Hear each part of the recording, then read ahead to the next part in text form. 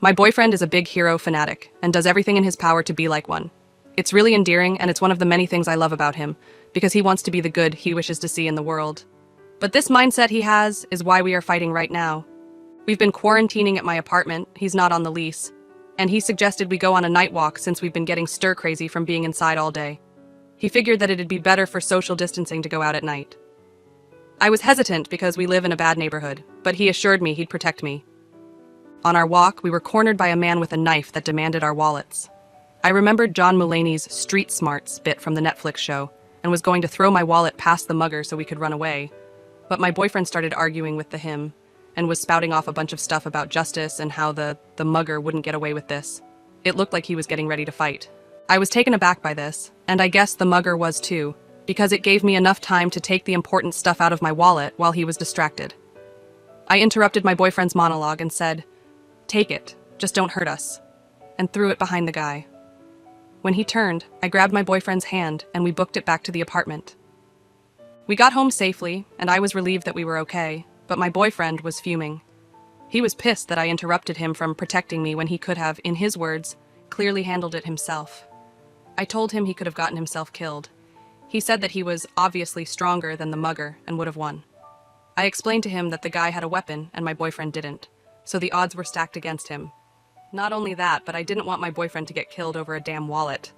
We argued for longer than necessary, so I shut it down and told him we could talk about it when our adrenaline wasn't so high, but I needed to file a police report while the event was fresh. He stomped off to our room while I called the cops. When I was off the phone, I went to lay with him, but he rolled away from me. The next day, he was still angry and had already told his friends and family about what had happened to us.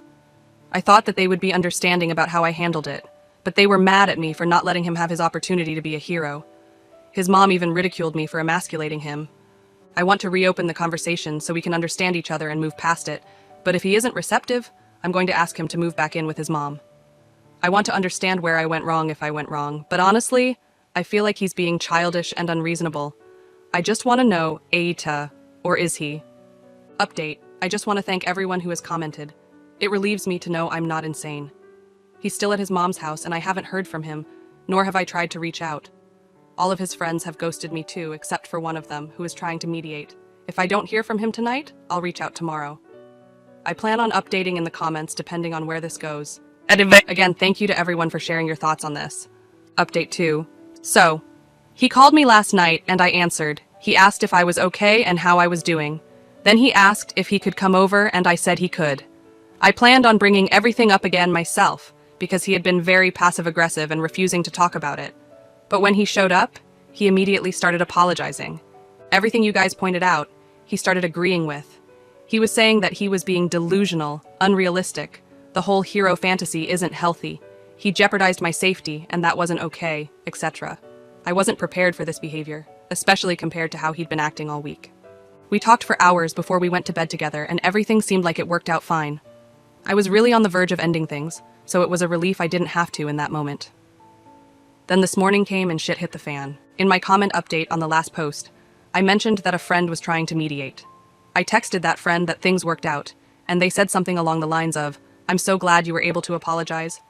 Some people mentioned that maybe he told a different story, which isn't something I looked into. But I decided to ask, and hoo boy, I'm glad I did. Firstly, he told everyone that the night walk was my idea. Then, apparently, we were never mugged. Nope. Apparently, I just started talking shit to a stranger on the street in an attempt to make him show he was a strong man and protect me. And the only reason we were able to get away was because he de-escalated the situation, and that it was emasculating because he was put in a position where he felt like he was forced to fight for my honor. Are you fucking kidding me?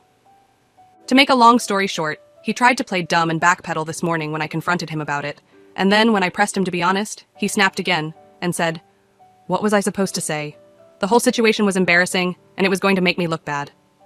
We argued again for a bit, but I was just done. I told him to go and that it wasn't going to work. He didn't have much stuff, so it was easy to put in a spare grocery bag and just toss at him while he angrily left. He's currently outside of my complex waiting for mommy to pick him up.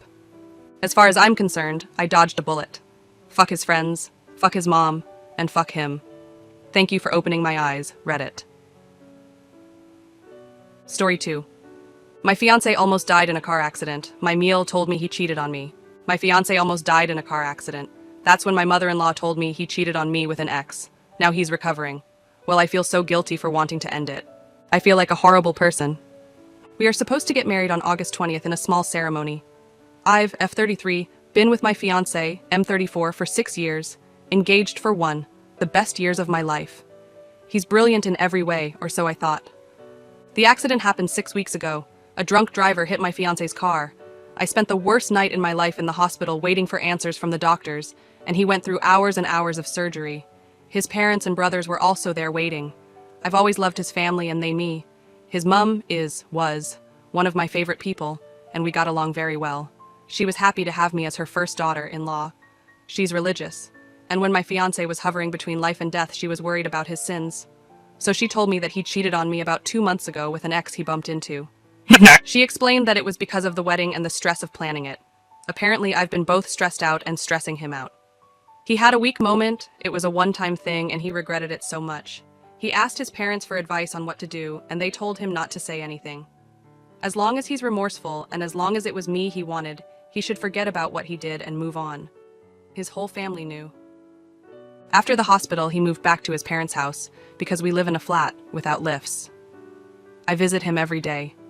I haven't told him that I know, and his family is acting like nothing has changed. They're very happy he's doing better, and understandably so, and my presence by his side is very helpful according to him and his family. Now both fiancé and his parents are talking about us being able to get married on the day we set after all.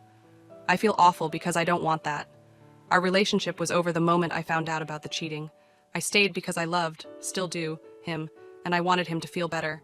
I couldn't break his heart while he's recovering. I also thought the wedding was postponed and that we, would have more time for him to recover fully and be strong and independent again, so I could leave with clear conscience. I tried to speak to his mom today, but she just started hyperventilating and kept telling me not to do this. She made a mistake by telling me, and that I shouldn't take advantage of what she said in desperation to punish him and kill his spirit. He's still recovering, and he needs me. I have been thinking since my talk with his mom about everything, and I'm so angry at him. I'm ashamed that even when I was worried about his life, I was very angry and resentful. We were supposed to have our wedding in this beautiful manor house that he found that's all-inclusive, with our most important people. My best friend is a DJ, and my parents paid for the whole thing even though they're much poorer, so I don't know where the stress has come from. We fixed everything in a week. I'm so angry and I've kept bottling it up since the accident. I'm afraid I'm going to explode soon. I told my fiancé that I know about his infidelity and canceled the wedding. He still wants a second chance. I have written here 3 days ago before I talked to my fiancé. This is after I told him I know about his cheating. I started by telling my parents, who are paying for the wedding, about what happened and that I'm canceling the wedding. Hopefully they can get back some of what they paid via their home insurance. I have told them that I'm going to pay the rest of the damages. My dad refused. I insisted. It's not up to them. Since my fiancé still lives with his parents, I felt that I would be outnumbered if I went alone to end it. Text or a call wasn't an option, since he meant a lot more to me than that, and I really wanted to see his face and ask WTF. I also wanted him to see my hurt. I don't want it to be comfortable for him. Cheaters must see the hurt they cause, and hopefully learn from it. I took my mum with me. When I told him that the wedding was off and the reason why, he started crying. He told me all things they say in desperation. He was foolish. He didn't think. He was stressed out. He was scared. It meant nothing. He regretted it. He didn't want to tell me because it meant nothing, and he didn't want to hurt me. I should give him a chance to prove himself and his loyalty. He can ask his parents to pay for the wedding. We can postpone the wedding indefinitely. I can take the apartment, and he will live with his parents. As long as it takes for me to forgive him. I haven't cried so much as I did when I was listening to his bullshit and afterwards on my way home. How could he do this to me?